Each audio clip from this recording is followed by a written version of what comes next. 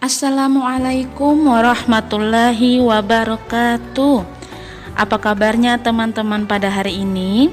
Insya Allah semuanya dalam keadaan yang baik, sehat, cerdas, dan ceria. Nah teman-teman, kemarin kalian sudah belajar materi dengan judul meneladani sahabat Umar bin Khattab. Tetapi sebelum itu, Ustazah lanjutkan materi berikutnya. Teman-teman jangan lupa berdoa ya. Insya Allah Allah Subhanahu wa Ta'ala memberikan kemudahan kepada teman-teman dalam belajar. Amin ya Rabbal Alamin. Oke teman-teman, materi kita hari ini yaitu poin B dengan judul Sahabat Umar bin Khattab radhiyallahu anhu menjadi khalifah atau 13 sampai dengan 23 Hijriah atau 634 sampai 644 Masehi. Bagi teman-teman yang punya buku, silakan dibuka halaman 126. Ayo membaca. Setelah wafatnya Khalifah Abu Bakar, Umar bin Khattab dibaiat menjadi khalifah kedua ya.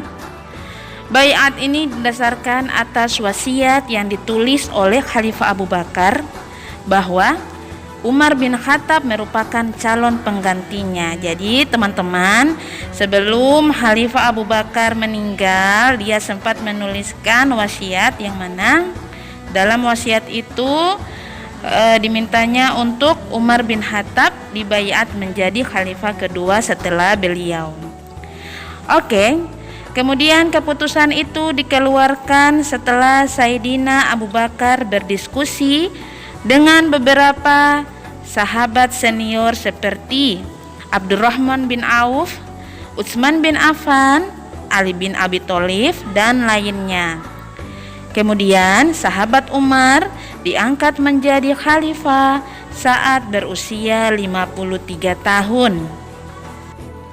Khalifah Umar bin Khattab radhiyallahu anhu merupakan khalifah yang terkenal sangat tegas memegang janji, disiplin, sangat sederhana, dan mempunyai keberanian yang luar biasa di dalam membela kebenaran dan menumpas kebatilan.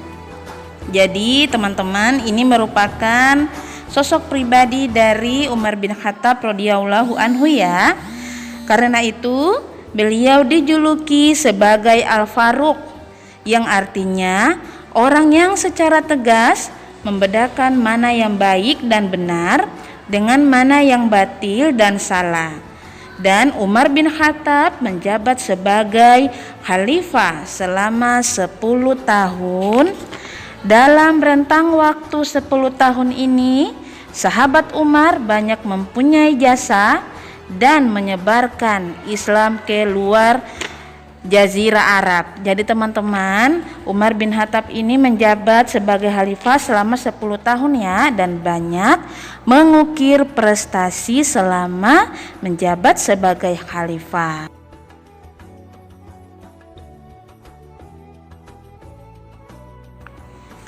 Teman-teman, setelah wilayah Islam sangat luas, timbul berbagai kesulitan dalam mengatur dan mengendalikannya ya.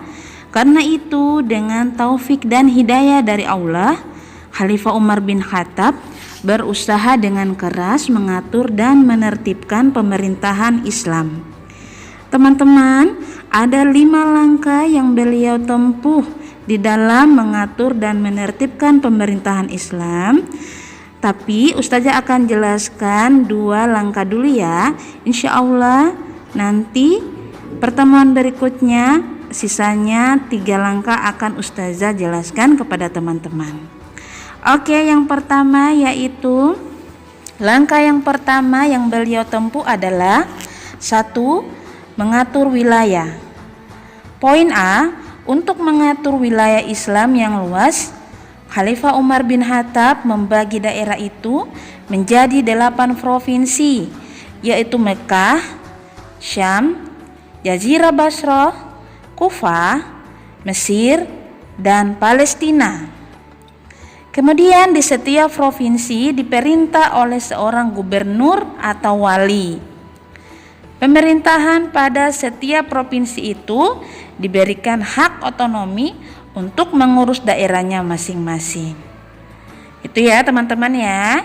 Kemudian bagian B, membentuk berbagai jawatan pemerintahan atau dewan-dewan dengan prinsip musyawarah. Kemudian dibentuk pula lembaga pengadilan dengan hakim-hakim terbaik.